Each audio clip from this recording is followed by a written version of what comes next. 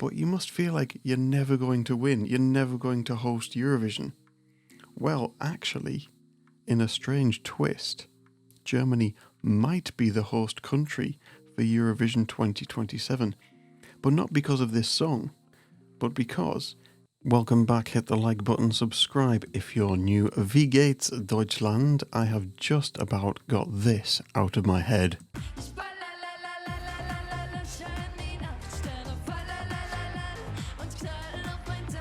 What a hook that was. It was in my head for weeks after Eurovision last year. But here we are in 2026. Now, Germany, part of the big four, sail straight through to the final with Sarah Engels and her song Fire. Now, this beat Wavy Boy, Black Glitter, and Molly Sue Optimist. I've just listened to both of those, and they both bring something a little bit different. And I have to say, I did like Optimist. So, since that didn't win, let's hear what did win.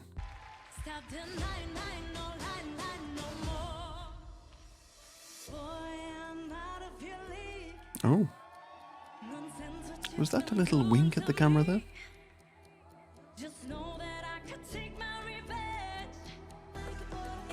Okay, this is a strong start. You can feel it building up, it's going somewhere. Oh, there was a little Christina Aguilera type growl in her voice there.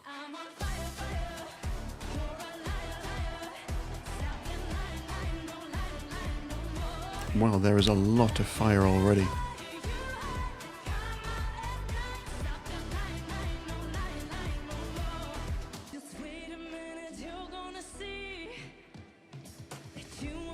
She looks fantastic, by the way. Whew.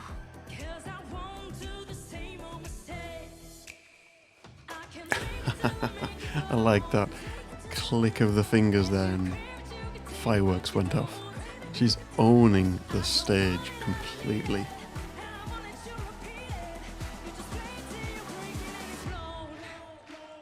I was just looking at the lyrics there. The rhythm of how she sang that bit was a little bit offbeat from the rest of the song.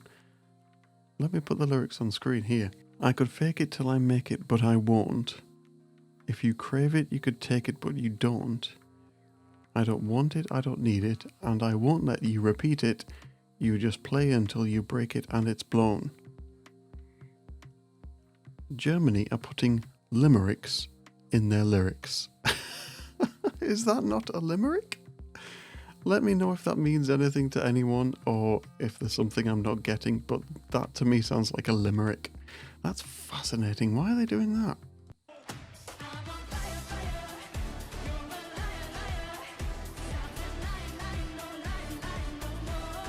I think it's easy to compare this to Fuego, but I guess we've got to look at this as 2026. Fuego was 2018, this is 2026. And this isn't going against Fuego. But I think there is a clear influence, isn't there?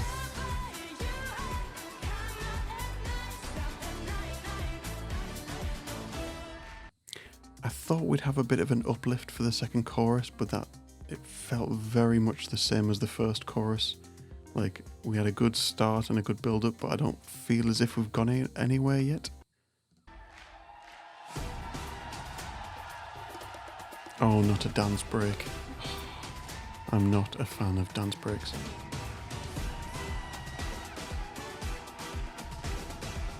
Hang on, that wasn't really a dance break?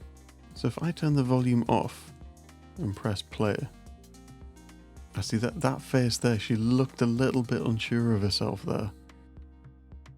So she goes down, kicks,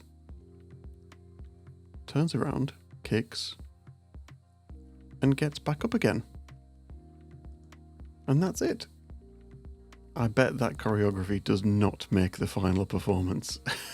That was a bit lacking, consider this song is supposed to be fiery and full of energy. You have this stunning, talented superstar, and that was the choreography? Come on, Germany. big note.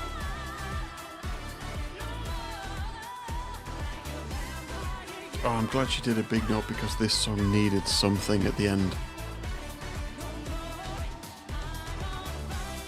She has a fantastic voice.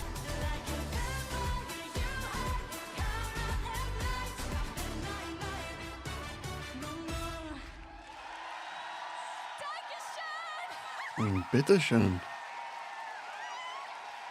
Good for her. She looked as though she really enjoyed it. What I've also realised as well, that means the United Kingdom's entry has more German in it than the German entry. Wow. 1, 2, 3. It's 2026. This year is full of surprises. Okay, Fire, this isn't a bad song. The big note at the end gave it a moment, and I think the chorus has got a bit of a hook. It had a strong start, but it didn't feel like it went anywhere. And I think seasoned Eurovision fans will say this is just 2026 version of Fuego, Slow-Mo, but it hasn't really got that cultural stamp. And people hearing this for the first time, there's not really a lot for them to get their teeth into. I mean, Sarah has a strong voice, she looks fantastic, she owns the stage. I love that click of the fingers and the flirting with the camera and everything else. But it just didn't reach that level to make you go, that's the one. So yeah, I think this is living in the shadow of Fuego just a little bit. This is Fuego.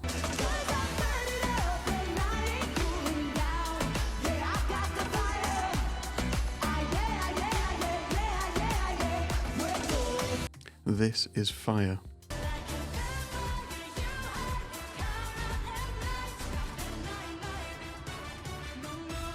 But Fuego had a cultural flavour to it.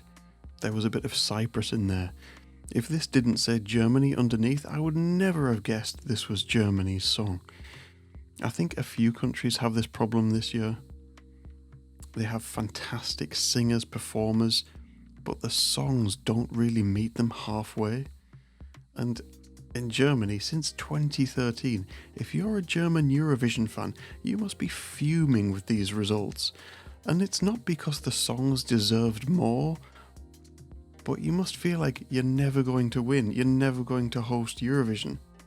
Well, actually, in a strange twist, Germany might be the host country for Eurovision 2027, but not because of this song, but because if Australia win, which it might, 2 of the cities which are rumoured to host, because it wouldn't be in Australia, are London and Hamburg. So I wonder if German fans, let me know in the comments, might give their vote to Australia this year, because Delta is in with a great shout. For me, she's already top 5, maybe even top 3 for Australia to win. So Hamburg might be in with a shout of hosting in 2027.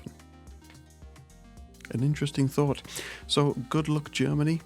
10 out of 10 for copycat tactics. Can I see this on the left side of the finals board? I'm not so sure. Coincidentally, I'd put it right next to Cyprus's Jala. Above Jala, actually, because if Fire finishes above Jala, I think I'd be happy. Let me know what you think. Will my Deutschen Freunde be voting for Australia this year? It's an interesting point to think about. Hit the like button, subscribe if you're new, and just because I want to put this back in your head one more time.